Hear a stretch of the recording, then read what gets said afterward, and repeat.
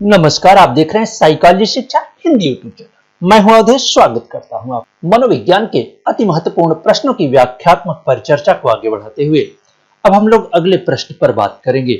साथ ही अगर आप इस चैनल पर नए हैं तो प्लीज चैनल को सब्सक्राइब करिए, वीडियो को लाइक करें, जिससे आने वाली वीडियो की इंफॉर्मेशन आप तक पहुंचती रहे। तो प्रश्न है, सूची फर्स्ट को सूची सेकंड से मिलान करना है। सूची फर्स्ट में कुछ तथ्य दिए हुए हैं और उससे संबंधित मनोवैज्ञानिक शब्द सेकंड में दिए हुए हैं। तो पी दिया हुआ है कि स्वयं अपनी पूर्व धारणाओं से चिपके रहना, यानी कि एक तरह की अपनी जो पूर्व धारणा है, जो एक तरह सा प्रेजुडिस बना रखा गया है, उससे क्या होता है, चिपके रहना। तो इसे कहा जाता है कन्फर्मेशन बायस, यानी कि संपुष्टि पूर्वाग्रह। तो आप इससे मिलाएंगे सेकंड से। वहीं हम बात करें क्योंकि किसी समस्या के वैकल्पिक दृष्टि से आकलन की क्षमता, किसी समस्या के वैकल्पिक दृष्टि यानी कि जो समस्या है उसका एक अल्टरनेट देखने का विकल्प या सोचने का विकल्प से जो आकलन की क्षमता होती है उसको क्या कहते हैं। तो ऑप्शन में देखेंगे तो मानसिक समुच्चय, प्रकार्यात्मक स्थिरता और स्थिरीकरण दिया हुआ है। तो अवश्य ही जो ऑप्शन इसका मिलान होगा वह होगा स्थिरीकरण। और दिया हुआ है कि पूर्व परिणामों के आधार पर किसी समस्या को आंकने और उसका हल निकालने की प्रवृत्ति, यानी कि पूर्व परिणामों से पहले जो परिणाम प्राप्त हुए हैं या अपने अनुभव के आधार पर अगर हम किसी समस्या को आंकने और उसका हल निकालने की जो प्रवृत्ति होती है उसे क्या कहा जाता है। तो अवश्य ही इसका ऑप्शन मेंटल सेट होगा, क्योंकि एक तरह का मेंटल सेट बना होता है जिसे मानसिक समुच्चय कहते हैं। तो आप आर को मिलाएंगे मानसिक समुच्चय से। और अंत में चीजों के बारे में केवल उनके सामान्य प्रकारों के संदर्भ में सोचने की प्रवृत्ति। तो अवश्य ही इसे आप प्रकार्यात्मक स्थिरता से मिलाएंगे। और आपका ऑप्शन इस आधार पर आप देखेंगे कोट में जो ऑप्शन सही हो रहा है 2, 4, 1 और 3, ऑप्शन सही हो रहा है सी। आइए अगले प्रश्न पर बात करें। निम्नलिखित उपचार पद्धतियों को उनके ज्ञात होने के क्रम में व्यवस्थित कीजिए, यानी कि उनके जो ज्ञात होने का क्रम है, कब डेवलप हुआ था, इसके आधार पर व्यवस्थित करना है। तो आप देखेंगे क्लाइंट्स केंद्रित उपचार, मनोवैश्लेषिक उपचार, पारस्परिक निरोध उपचार और पुनर्बलन आसंगतता। तो आप जानते हैं कि अगर उपचार पद्धतियों की बात करें तो सबसे पहले साइको एनालिटिकल थ्योरी या उपचार पद्धति आई थी, तो आप अवश्य ही इसे 1 नंबर देंगे। उसके बाद कार्ल रोजर्स का क्लाइंट्स केंद्रित चिकित्सा, यानी कि इसको सेकंड देंगे। और फिर पुनर्बलन आसंगतता और पारस्परिक निरोध उपचार। तो आपका ऑप्शन जो सही होगा वह होगा 2, 1, 4 और 3, वो आपको मिलता है सी में। आपका ऑप्शन सही हो रहा है सी। आइए अगले प्रश्न पर बात करें। तो निम्नलिखित परीक्षणों की उनकी प्रेक्षणीय क्षमता के ह्रासमान क्रम में व्यवस्थित कीजिए, यानी कि कुछ प्रक्षेपी परीक्षण आपको यहाँ दिए हुए हैं, उनके जो प्रक्षेपण करने की क्षमता है उसको क्या डिसेंडिंग ऑर्डर में आपको रखना है। तो अब जानते हैं कि जो भी प्रक्षेपी परीक्षण होते हैं क्या होता है, वह हमारे अचेतन में छुपी दमक इच्छाओं को पढ़ने का प्रयास करते हैं। तो यहाँ पे रोसा का स्याही धब्बा परीक्षण, कथ्य संग प्रत्याक्षण परीक्षण, रोजनविक का चिंता कुंटा परीक्षण और सैक का वाक्य पूर्णता परीक्षण, ये चारों प्रक्षेपी परीक्षण हैं। यह प्रक्षेपण की अपनी क्षमता के आधार पर इन्हें डिसेंडिंग ऑर्डर में रखना है, यानी कि जो सबसे अधिक प्रक्षणीय क्षमता रखता है उसे सबसे पहले रखना है, फिर घटते हुए क्रम में रखना है। तो आइए देखते हैं कि सबसे पहले चूंकि जो सैक का वाक्य पूर्ति परीक्षण है, यानी कि फिल इन द ब्लैंक्स होता है, एक वाक्य में खाली जगह होता है उसे भरना होता है, तो यह सबसे अधिक प्रेक्षणीय क्षमता वाला होता है।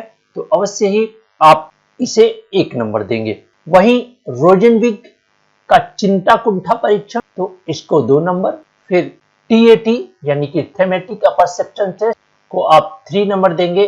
और लास्ट में रोसा स्याही धब्बा परीक्षण, जो कि सबसे कम प्रेक्षणीय क्षमता के लिए यहाँ पर देखा जाएगा तो आपका इस आधार पर 4 3 2 1 आपको ऑप्शन मिलता है बी, और आपका ऑप्शन सही होता है बी। अगले प्रश्न पर बात करें तो सूची फर्स्ट को सूची सेकंड से मिलान करना है। यहाँ पर सूची फर्स्ट में माता पिता के कुछ प्रकार दिए हुए हैं, उससे किस तरह के बच्चों का विकास होता है सूची सेकंड में दिया हुआ है, आपको मिलान करना है। तो प्राधिकारी वादी एवं प्रेम रहित माता पिता, आप देखेंगे कि एक ऐसे माता पिता की बात की जा रही है जो प्रेम रहित हैं, यानी कि प्रेम नहीं करते हैं बच्चों को और प्राधिकारवादी होते हैं। तो आप देखेंगे कि इससे किस तरह के बच्चे का विकास होता है। तो संघर्षमय एवं चिड़चिड़े बच्चे, मूडी एवं आचरण विकृत बच्चे, मित्रवत बच्चे होंगे नहीं, आवेगशील और आक्रामक बच्चे, प्रेम रहित बच्चे। तो अवश्य ही ये आपको जो ऑप्शन इसमें सही प्रतीत होगा वो प्रेम रहित माता पिता के जो बच्चे होंगे वो संघर्षमय और चिड़चिड़े बच्चे होंगे।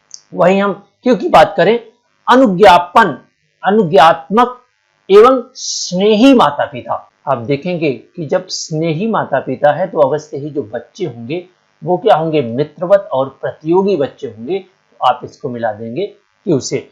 लापरवाह एवं अनावेष्टित माता पिता, लापरवाह यानी एवं अनावेष्टित माता पिता के जो बच्चे होते हैं वह आवेगशील एवं आक्रामक बच्चे होते हैं। तो आप इसको मिला देंगे सेकंड से। और लास्ट बचता है आधिकारिक एवं स्नेही माता पिता, आधिकारिक एवं स्नेही माता पिता। तो अवश्य ही जो बच्चे होंगे वो मूडी एवं आचरण विकृत होंगे, आप मिलाएंगे यस से। इस आधार पर अगर आप कूट में देखें तो आपको जो ऑप्शन सही मिल रहा है वो ऑप्शन मिलता है सी, यानी कि 1 3 4 और 2। आइए अगले प्रश्न पर चले। तो अगला प्रश्न है अभिकथन तथा कारण वाले प्रश्न है। अभिकथन में दिया हुआ है कि सिजोफ्रेनिया में आलिप्त सर्वाधिक महत्वपूर्ण तंत्रिका प्रेषी डोपामाइन है। आप जानते हैं कि जब हम मनोविदिलता की बात करते हैं तो मनोविदिलता के लिए सबसे अधिक जो जिम्मेदार न्यूरोट्रांसमीटर होता है वो होता है डोपामाइन। डोपामाइन के अधिक जमा हो जाने के कारण ही मनोविदिलता या सिजोफ्रेनिया रोग देखने को मिलता है। तो यह बात सही है कि सबसे महत्वपूर्ण भूमिका डोपामाइन निभाता। तो अब आप देखेंगे कि अभिकथन तो सही है, लेकिन अगर बात करें नैदानिक साक्ष्य बताता है कि जो औषधियां जो मस्तिष्क में डोपामाइन के स्तर को कम करती हैं वह सिजोफ्रेनिया जैसे मनस्तापी स्थिति को उत्पन्न करती है। अब देखिए यहाँ पर हमने बताया कि डोपामाइन की अधिक जो जमाव जब होने लगता है तो एक तरह से सिजोफ्रेनिया रोग होता है। लेकिन यहाँ बात की जा रही है कि नैदानिक साक्ष्य बताता है कि वो औषधियां जो मस्तिष्क में डोपामाइन के स्तर को कम करती हैं वो सिजोफ्रेनिया जैसे मनस्तापी स्थिति उत्पन्न करती हैं, उत्पन्न नहीं करती हैं, यहाँ पे होगा कम करती हैं। तो अवश्य ही जो तर्क है वह पूरी तरह से गलत प्रतीत हो रहा है। तो इस आधार पर अगर आप देखें तो आपको ऑप्शन में मिलेगा ए सत्य है और आर असत्य है। तो आपका ऑप्शन सही होगा सी। आइए अगले प्रश्न पर बात करें तो यह भी अभिकथन तथा कारण वाले प्रश्न हैं। दीर्घकालिक विभवन अधिगम और स्मृति के तंत्रिकीय यंत्राली से संबंधित है। ये स्मृति से बना क्वेश्चन है कि दीर्घकालिक विभवन जब होता है, एक तरह से लॉन्ग टर्म पोटेंशियल जब होता है, तो स्मृति के तंत्रिकीय प्रणाली से अधिक देर तक संबंधित होता है। तो सही बात है कि जो अभिकथन है वो सही है। वही तर्क क्या कह रहा है कि उच्च आवृत्ति विद्युतीय उत्तेजन से अंतर्ग्रथनी संचरण में सुगमता होती है। जाहिर सी बात है ये भी आपको ऑप्शन सही मिल रहा है कि उच्च आवृत्ति जब विद्युतीय उत्तेजन होता है, आप जानते हैं कि जो संचरण होता है न्यूरॉन्स के बीच में वो विद्युतीय उत्तेजन से होता है। तो जो जब उच्च आवृत्ति विद्युतीय उत्तेजन होता है तो अंतर्गति जो संचरण होता है उसमें अवश्य ही सुगमता देखी जाएगी। तो अवश्य ही जो ऑप्शन आपका दिख रहा है अभिकथन भी सही है और तर्क भी सही है, लेकिन जो दीर्घकालिक विभवन की अधिगम की बात की जा रही है उसकी व्याख्या तर्क नहीं कर रहा है। इस आधार पर आप देखें ऑप्शन में तो आपको मिलेगा कि ए और आर दोनों सत्य है, परंतु आर ए की व्याख्या नहीं कर रहा है। तो आपका ऑप्शन क्या सही होगा, वो सही होगा बी। आइए अगले प्रश्न पर चले। तो अगला प्रश्न है अभिकथन तथा कारण वाले ही प्रश्न है। यहां पर है कि सूचना प्रक्रमण अवधान का प्रकल्पित ढंग है, यानी कि यहां पे सूचना प्रक्रमण की बात की जा रही है कि अवधान का एक तरह का प्रकल्पित ढंग है जो कृत्य की गैर काल्पनिक सूचना प्रक्रमण मांगों के साथ सरोकार रखता है। तो आप देखेंगे कि ये बात सही की जा रही है कि जब हम इंफॉर्मेशन प्रोसेसिंग अप्रोच की बात करते हैं तो इंफॉर्मेशन प्रोसेसिंग अप्रोच में जब अवधान की क्रिया होती है तो उसमें क्या है कि सूचना का जो प्रक्रमण होता है वह एक निश्चित वे में चलता है, तो अवश्य ही एक अभिकथन जो है वो सही प्रतीत हो रहा है। वहीं हम आर की बात करें तो अवसीमांत प्रत्यक्षीकरण यानी कि सबलिमिनल परसेप्शन की यहां बात की जा रही है। तो सबलिमिनल परसेप्शन एक प्रकार का प्रत्यक्षीकरण है, बात सही है, जिसमें उद्दीपन का संज्ञापन या चेतन प्रत्यक्षण नहीं होता है।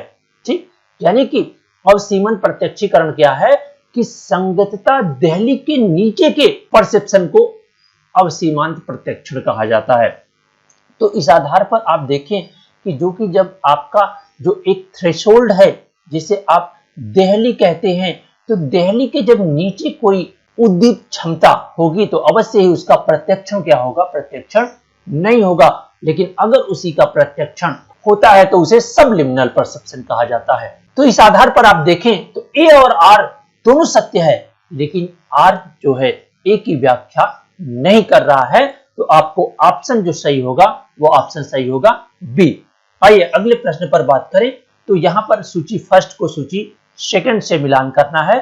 सूची फर्स्ट में क्या करिश्माई नेता दिया हुआ है और उनकी क्या विशेषताएं होती हैं, सेकंड में दिया हुआ है। तो यहाँ पे नेतृत्व क्षमता की बात की जा रही है, नेतृत्व विशेषता की बात की जा रही है। तो जो करिश्माई नेता होते हैं यानी कि व्यक्तिगत जोखिम रखने वाले नेता की क्या विशेषता होती है, अगर आप देखें तो ऐसे व्यवहार में संलग्न करता है जो नया हो और मानक का विरोधी हो नहीं सकता। लक्ष्य हासिल करने के लिए भारी व्यक्तिगत खतरा, ध्यान दीजिएगा, कैसा खतरा, व्यक्तिगत खतरा उठाने, भारी कीमत चुकाने और आत्मत्याग के लिए तैयार रहता है। यानी कि व्यक्तिगत जोखिम नेतृत्व वाले में क्या विशेषता होती है कि वह लक्ष्य हासिल करने के लिए व्यक्तिगत खतरा उठाने, भारी कीमत चुकाने और आत्मत्याग के लिए तैयार होते हैं। तो अवश्य ही आप इसको मिलाएंगे सेकंड से। वहीं परिवेशगत संवेदनशीलता की बात करें तो परिवेशगत संवेदनशीलता यानी कि परिवर्तन लाने के लिए जरूरी परिवेशगत बाधाओं और संसाधनों का यथार्थ प्राकलन करने की योग्यता। अवश्य ही आप परिवेशगत संवेदना की बात करें तो परिवेश में जो उत्पन्न बाधाओं और जो संसाधन होते हैं उनको अच्छी तरह से समझने या प्राकलन करने की जो योग्यता होती है वो ऐसे नेतृत्व में पाया जाता है। तो अवश्य आप मिलाएंगे थर्ड से।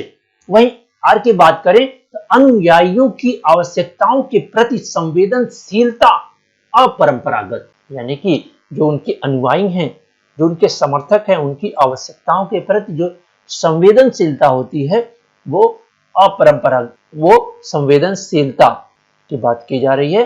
तो वो आपको देखने को मिलेगा अन्य लोगों की योग्यताओं के प्रति अनुभूति प्रवण और उनकी आवश्यकताओं और अनुभूतियों के प्रति प्रत्युत्तरकारी, यानी कि रिस्पॉन्सिबल।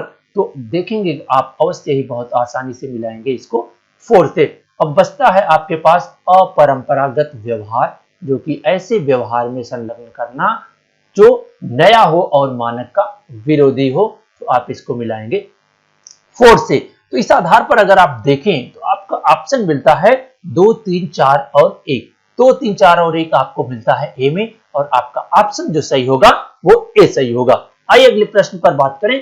तो अगला प्रश्न है वेस्टिबुलर प्रशिक्षण विधि में ऐसे उपकरण का प्रयोग किया जाता है जो ऐसे वास्तविक उपकरणों से अत्यंत वास्तविक उपकरणों से मिलते जुलते होते हैं जिनका काम पर प्रयोग होता है। तो अवश्य ही आप देखेंगे कि मिलते जुलते काम पर प्रयोग ऑप्शन आपको मिलता है ए, यानी कि इसका ऑप्शन जो सही होगा ए सही होगा।